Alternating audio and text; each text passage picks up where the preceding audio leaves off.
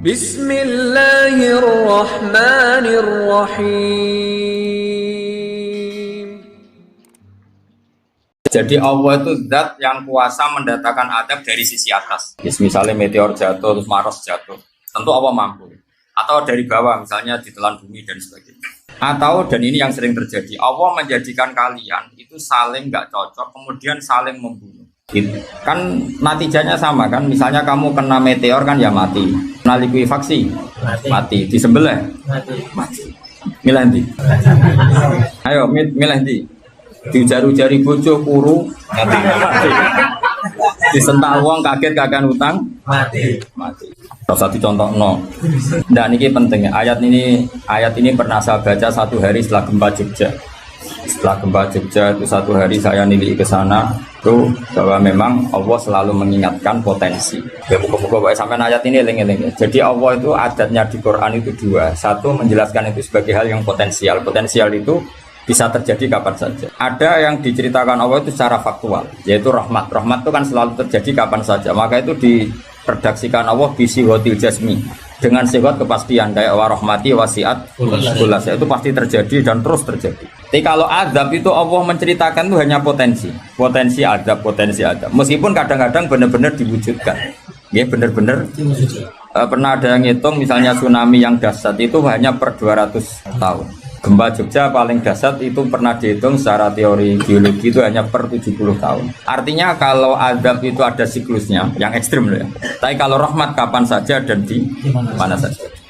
Maka pola-pola di Quran, kalau sampean mengkaji Quran, itu kalau rahmat itu mesti redaksinya itu bisihotil jasmi, dengan sifat kepastian. Rahmatku pasti terjadi. Kata barabbukum ala nafsi rahmah, bahkan Tuhanmu memastikan dirinya pelaku rahmat, dirinya pelaku pemberi rahmat, dan Allah mewajibkan pada dirinya sendiri. Tapi kalau Allah menceritakan adab itu hanya redaksi saya mampu memberi adab, tapi tidak harus melakukan. Jadi mampu kan tidak harus melakukan, tapi tetap potensi melakukan. Itu jenis qadir apa? Maka di surat Tabarok misalnya caranya Allah ngendikan gimana coba? Misalnya qul aro'aitum, diulang-ulang. Misalnya diulang aja, semurut saja misalnya apa? Wa asirru qawlakum wa innahu alimun bi dzati sudur ta'ala ya'lamu khalaqa wa walladzi ja'ala samsun wa amintum man fis sama ayakhsifa bikumul ardo fa idza hiya tamun. Sebagian ayat qul aro'aitakum dan sebagainya. Kadang kan qul aro'aitakum in atakum adzabuhu qul aro'aitum in atakum. Itu kan kira-kira maknanya gini, coba sekali-kali kamu berpikir setiap saat kamu itu kena adab. Lalu maknanya adab itu apa? Adab bagi seorang mubaligh misalnya tahu-tahu kena kasus perempuan, kan yang langsung jatuh misalnya. Karena itu ya siksa kan terus nggak laku. Atau salah omong lala terus jadi dibully kan. Apalagi atau salah undangan.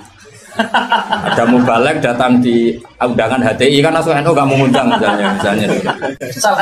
Salah undangan macam-macam tuh. Tapi wong keramat itu bebas hambatan. Lala rapi keramat itu jauh. Nah ini rumah tenan ya. Kalau pastikan dan saya bertanggung jawab nanti ketemu pangeran ya. Nak rahmat itu mesti sihotul jasmi, napa sihot pasti. Memang ini bahasa ilmu hadis sihotul jasmi. Tapi kalau tentang adab itu Allah hanya ngendikan potensi. Potensi itu memang Allah mampu melakukan itu, mampu, cuma tetap diredaksikan potensi. Bisa ya, bisa tidak. Makanya Allah ngeredaksino aamin tuman fis sama. Kenapa kamu leha-leha di bumi? Sementara orang yang di langit bisa saja membuat bumi ini tamur itu melumer, kira-kira likuifaksi. Setiap saat bumi yang kita injek ini bisa likuifaksi terus kita ditelan.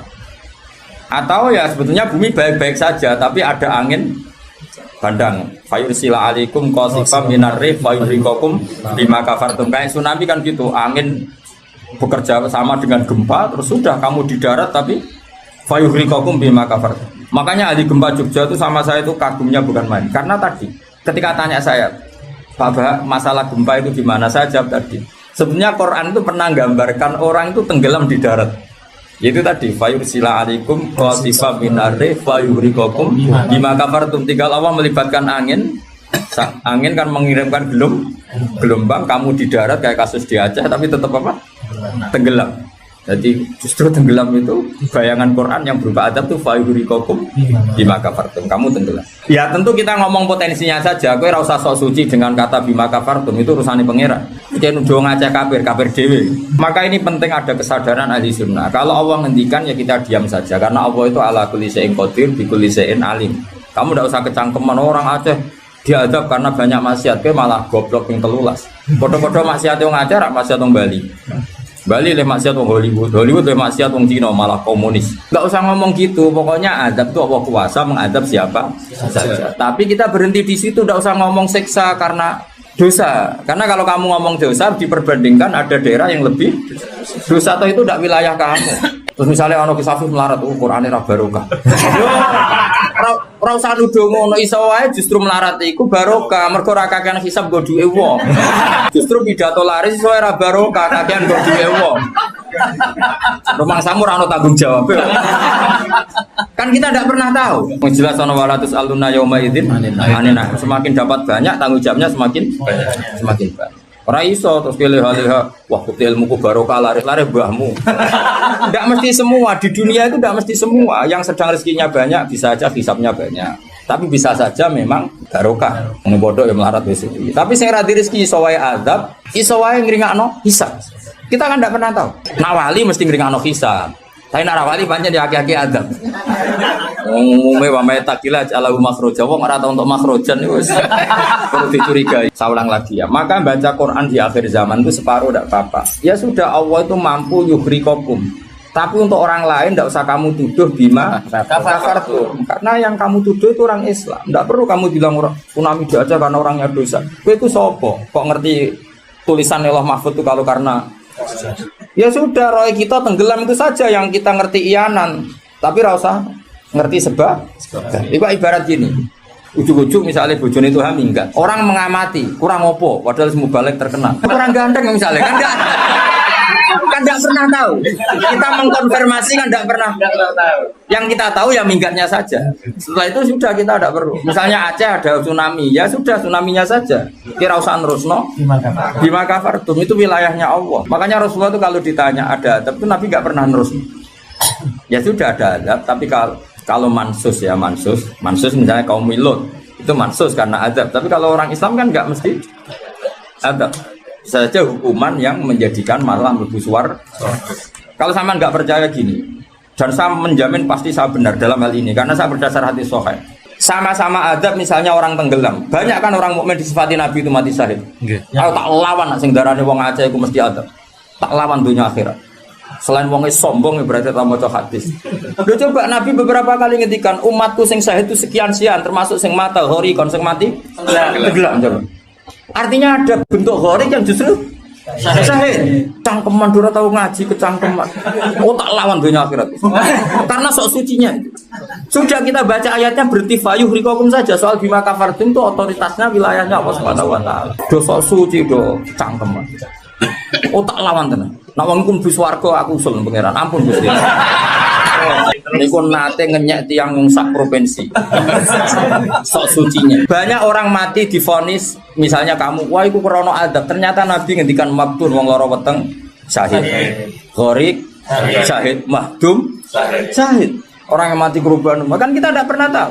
Ya sudah bodoh-bodoh tidak pernah tahu, pakai yang husnul khotimah saja, pakai yang husnudzon saja. Ono hafid kok mati omai rubo. Milih sing husnudzon ae berarti sahid. Kategorinya mahdum. Jangan terus ono wah kena azab. Sesuai oleh ngedol Quran lu ngawur. Oh, tak lawan sing ngomong-ngomong lawan.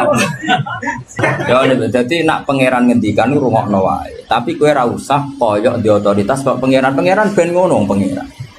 Itu termasuk tafsir yang termasuk saya setuju. Makanya kata Imam Sa'rawi, nak pangeran negur Kanjeng Nabi kira usah melok-melok. Kanjeng Nabi atasane pangeran kira usah melok-melok duwe rasa sesuatu mbek Nabi. Misalnya Nabi ditegur di Abasa, ya biar Allah atasannya Nabi, berhak dong negur. Kowe ora usah di perasaan macam-macam. Lho Nabi kok ditegur pangeran usah ngono. Nabi tetap panutan kita ila yaumil qiyamah.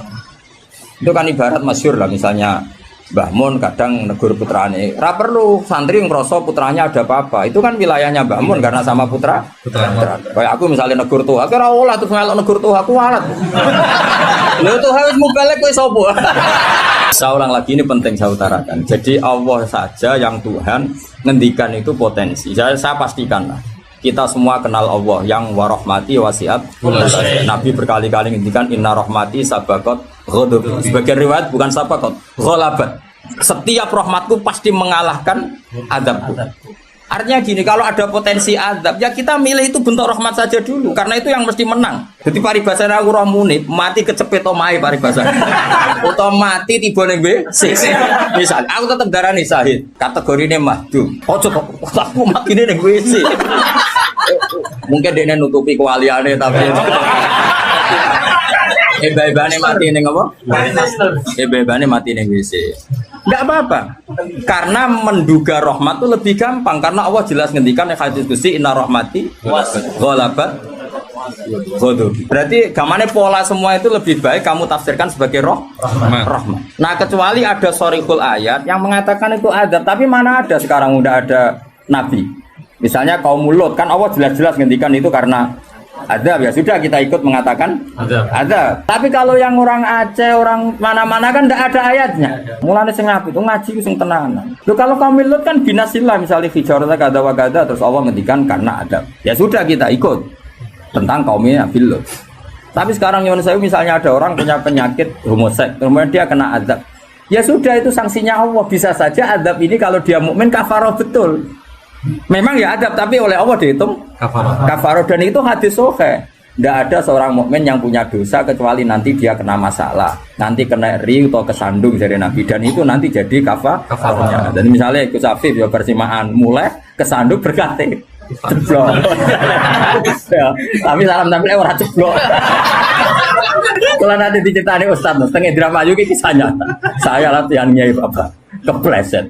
Itu berkat kocak kati yang saya pertahankan satu. Apa? Bareng barguling, wah ini masih. Mereka latihan mama, ini paling penting. Berkat gak masalah, berkat enggak. Nah, seperti ini gue rasa nak willy sebagai ada. Karena Nabi jelas ngendikan orang mukmin sing kena eri bahkan kesandung kecuali jadi kafar. Jadi saya pastikan fayuhriqakum bima kafartum itu untuk konteks orang mukmin kamu baca separuh saja sudah Allah itu mampu menenggelamkan kalian. Tapi khusus orang mukmin khitabnya jangan bima kafartum kan kita tidak kafir. Tak lawan tenan. Aku bola-balik juga. Aku bola-balik ketemu aneh-aneh. Kalau kemarin tidak bisa cara ketemu wong aneh-aneh. Tak tantang. Tapi ketemu aku serawani Mas. Wah. Kalau Allah kan Maha tahu sehingga Allah berhak dong ngendikan bima kafartum mergo kowe kafir. Kita kan tidak tahu, apalagi doanya dia mukmin kan ayat itu tidak kena. Ayat itu kan pada orang kafir, bima kafartum ayatil aku bima amantum. Boyo mikir, mana yo seudon rasa di lembaga no seudon kok dalil. Ucap ada panggungnya dia.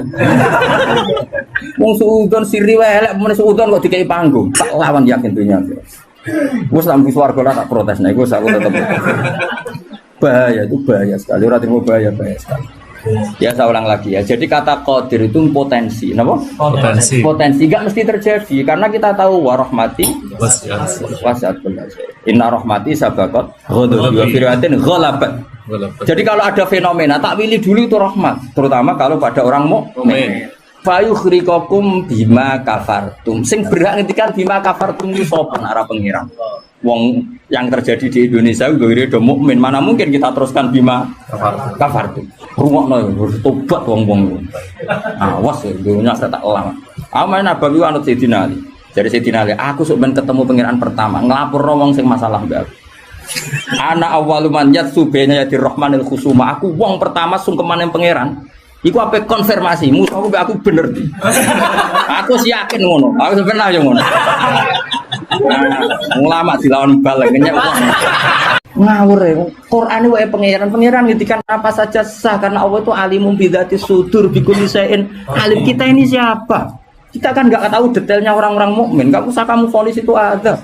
Ya sudah kalau kena adab bisa aja kafar apalagi Nabi berakari ngendikan umatku sing syahid itu mahdum ya syahid, hori ya syahid. Bahkan banyak ulama mengatakan mati cinta itu syahid. Asal gak zino, gak SMS-an loh. Ngempet seneng apa SMS-an wedi dosa. Apa delok wedi terus mati ku syahid ya. Yakin. Tapi nek men delok gambare SMS-an terus bareng kalah saingan mati. Wah. Loh, jangan kira tuh gak sah loh. Salat mayit ditakbiri piro wae? Sah. Masyhur nek ngene fikih, tapi rasa galiran nanya. Loh aku ahli fikih rasa mbok debat kan banyak mengatakan Allah Akbar itu zikir sehingga jumlahnya tidak perlu dibatasi. Cuma saiki wis milih papat ae. Papat ya umumnya. Aku nganti lali jumlahnya saya. Cuma nak soben suatu saat nak muni mati saya aku pirang janji gitu Mas. Itu. Istimewa. Istimewa tapi sesat nih itu.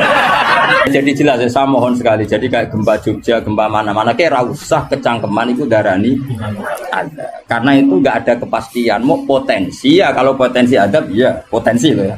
Tapi kita tahu yang mesti terjadi hubungan kita dengan Allah adalah kita mendapatkan rahmatnya titik. Mergo jelas wa rahmati wasiat.